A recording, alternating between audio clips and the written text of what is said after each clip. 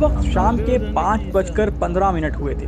तालिबानी शहर में दाखिल हुए और एयरपोर्ट पर कब्जा जमा लिया। मेरे घर के पास के पुलिस हेडक्वार्टर ने सरेंडर कर दिया था। उसके बाद मैंने अपने घर की खिड़की से देखा कि एक पुलिस की ट्रक गश्त कर रही थी, जिस पर एक तालिबानी बंदूक के साथ खड़ा था। मैं परेशान हूं कि क्या मेरा भी अंत अपने भारतीय साथी दानिश सिद्दीकी के जैसा ही होगा।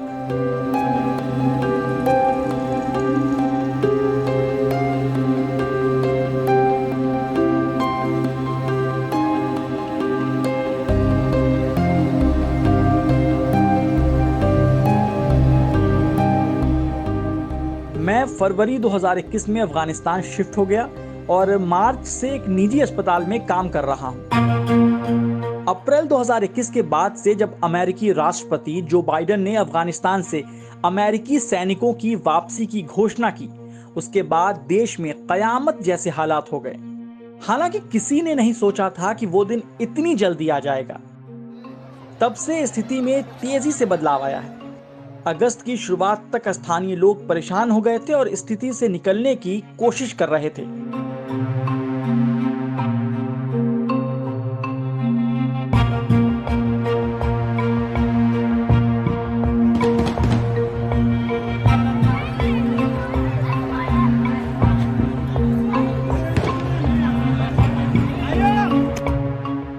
मेरे पास घर वापस जाने का कोई रास्ता नहीं है।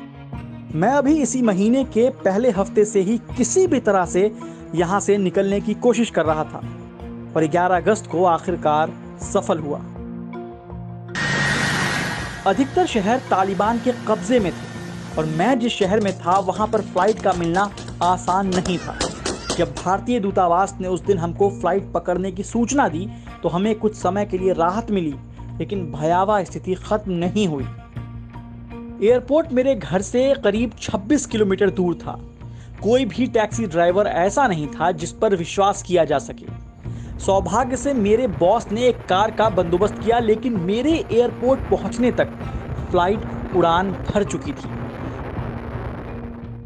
मेरे पास वही एक मौका था सुरक्षित तरीके से वापस आने का, अपने परिवार से मिलने का, लेकिन वो भी मेरे हाथ से निकल गया। अगले दिन फ्लाइट रद्द कर दी गई थी और एयरपोर्ट पर कब्जा हो चुका था।